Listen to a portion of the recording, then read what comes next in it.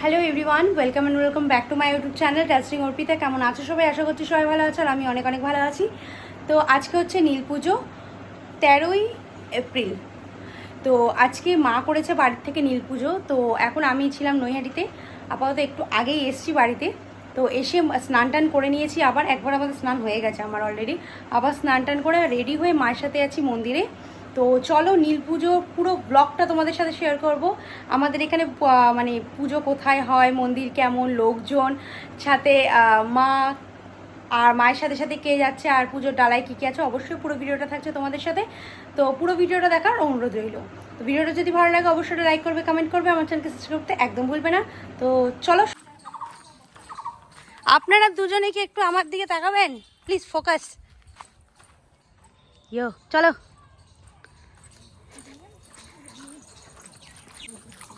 এরা দুই মহিলা যাচ্ছে, একজন শাশুড়ি একজন বৌমা, ডালা নিয়ে পুজো দিতে। আমি এদের সাথে আছি, আমি এখানে যাচ্ছি মা বৌদির সাথে মন্দিরে।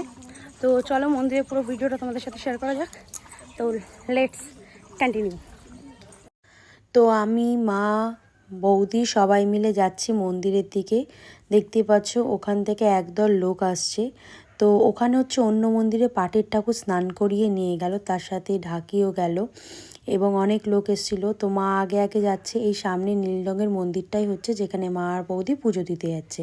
তো তখনও অনেক অল্প সংখ্যক লোকই ছিল, দেখতেই পাচ্ছ যথেষ্ট কালী মন্দির। তখন ব্রাহ্মণ মশাই অলরেডি এসে গেছে, তো ব্রাহ্মণ মশাই এসে পুজোতেও বসে গেছে। দেখতেই পাচ্ছ সব জোগাড়যন্ত্রী চলছে। এই মন্দির প্রচণ্ড ভিড় হয়। এটা হচ্ছে আমার বৌদি জ্বালা নিয়ে দাঁড়িয়ে আছে। একবার এখানে প্রচণ্ড ঝড় উঠেছিল, একটু বেলা করে পুজো করতো তো আগে। খুব ঝড় ওঠার কারণে তারপর থেকে একটু তাড়াতাড়িতেই পুজোয় বসে। তো এখানে সবাই বসে রয়েছে। মায়ের হাতে দেখো 3টে মাটির প্রদীপ। আমাদের নিয়ম অনুযায়ী মাটির প্রদীপ হাতে বানিয়ে দিতে হয় যে কটা ছেলে মেয়ে তার জন্য। তো মা এখানে 3টে প্রদীপ দিয়েছে, একটা আমার, একটা আমার ভাই এবং একটা আমার হাজবেন্ডের নাম।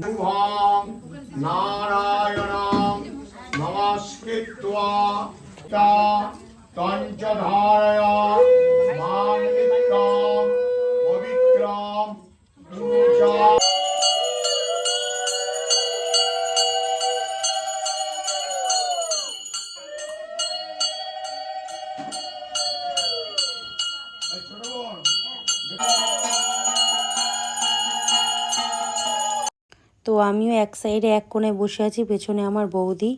তো বুঝতে পারছিলাম না কি করব, সবাই যে যার মতো পুজো করছে, তাই আমিও একটা সাইডে একটু কেত মারছি। তো আমাদের মন্দিরের পাশে নিজে নিজে একটা বেলগাছ জন্ম নিয়েছে এবং সবাই সেই বেলগাছের গোড়ায় কাঁচা দুধ দিচ্ছে এবং বেলগাছটাকেও পুজো করা হচ্ছে। তো বেলগাছের সাথে শিবের একটা আলাদাই সম্পর্ক, সেটা সবার জানা। তো এখানে সবাই আগে দুধ দিয়ে নিচ্ছে, নিয়ে ধূপকাঠি দেখাচ্ছে, ফুল দিচ্ছে, ওখানে কেউ পারলে মিষ্টিও দিচ্ছে, দিয়ে ধূপকাঠি দেখিয়ে ভালো করে প্রণাম করে নিচ্ছে। সবাই পুজো দেওয়ার আগে ওখানে পুজোর ডালা টালা দিয়ে এসে এখানে আগে বেলগাছের পুজো করে নিচ্ছে। তো দেখতেই পাচ্ছ কত ভালো লাগছে। শ্রী বিষ্ণবে নমঃ এতৎ সম্প্রদানায় ওম নমঃ বস্ত্রায় নমঃ।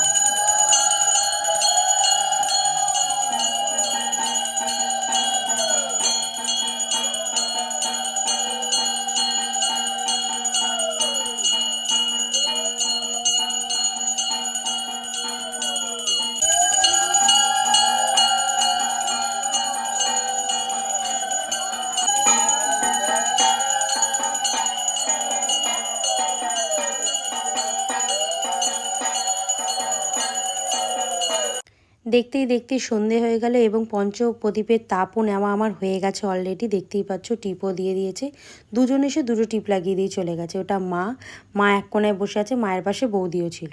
নীল পুজোর নিয়ম অনুসারে কারোর বাড়ির থেকে মাটির প্রদীপ দেয় বাচ্চা আর কটা, সেই হিসাবে অনেকে মোমবাতি দেয়। তো এখানে একটা জায়গা করা আছে যেখানে যে যার প্রদীপ মোমবাতি সব দিচ্ছে। তো ওখানে ওই জন্যই এতটা ভিড়। দেখতেই পাচ্ছ সবার হাতে প্রদীপ নয় মোমবাতি।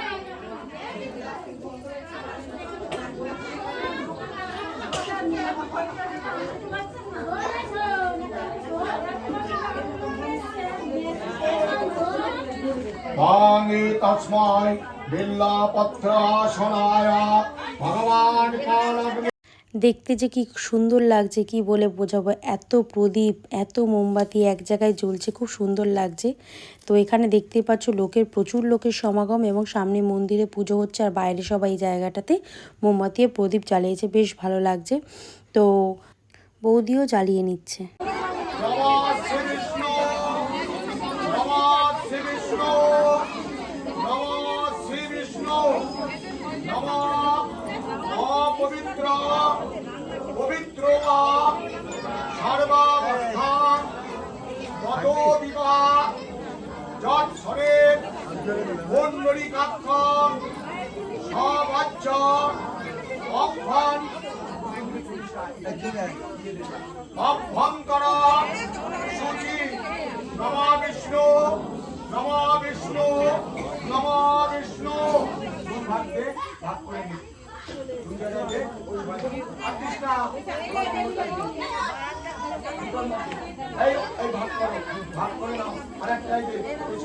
প্রথমবার পুষ্পাঞ্জলি দেওয়া কমপ্লিট হলে দ্বিতীয়বারের জন্য আবার ফুল ডিস্ট্রিবিউট হচ্ছে।